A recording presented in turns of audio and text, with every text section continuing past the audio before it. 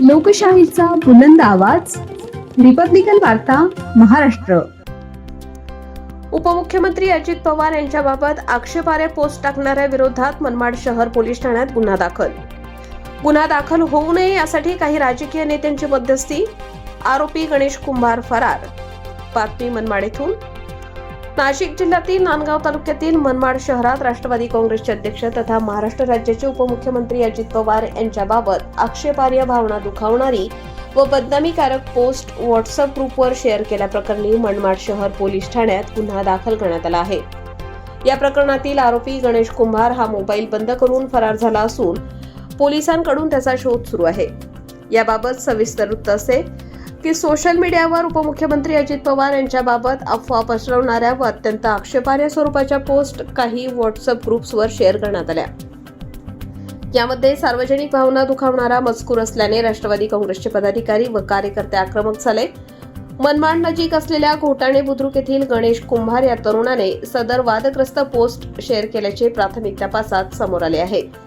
या प्रकरणी राष्ट्रवादी काँग्रेसचे युवक नेते गुरुकुमार निकाळे यांनी मनमाड शहर पोलीस ठाण्यात तक्रार दाखल केली असून आरोपी विरोधात कठोर कारवाई करण्यात यावी अशी मागणी करण्यात आली आहे.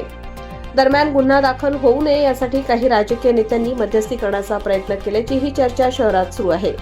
मात्र कार्यकर्त्यांनी तात्काळ कारवाईची मागणी केल्यानंतर पोलिसांनी गुन्हा नोंदवून तपास सुरू केला आहे.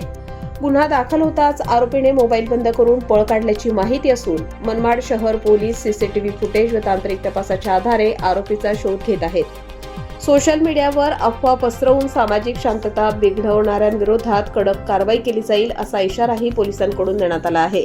राज्याचे उपमुख्यमंत्री तथा राष्ट्रवादी काँग्रेस पार्टीचे राष्ट्रीय अध्यक्ष नामदार अजितदादा पवार यांचे काल विमान अपघातामध्ये दुर्दैवी निधन झाले.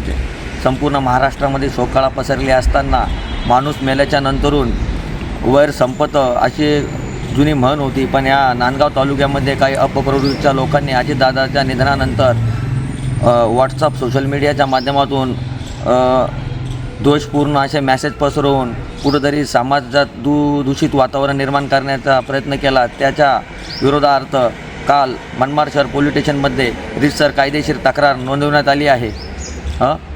रिपब्लिकन वार्ता महाराष्ट्र न्यूजसाठी नांदगाव प्रतिनिधी Muktaram Bagul, Nashik. Subscribe now and press the bell icon. Never miss an update.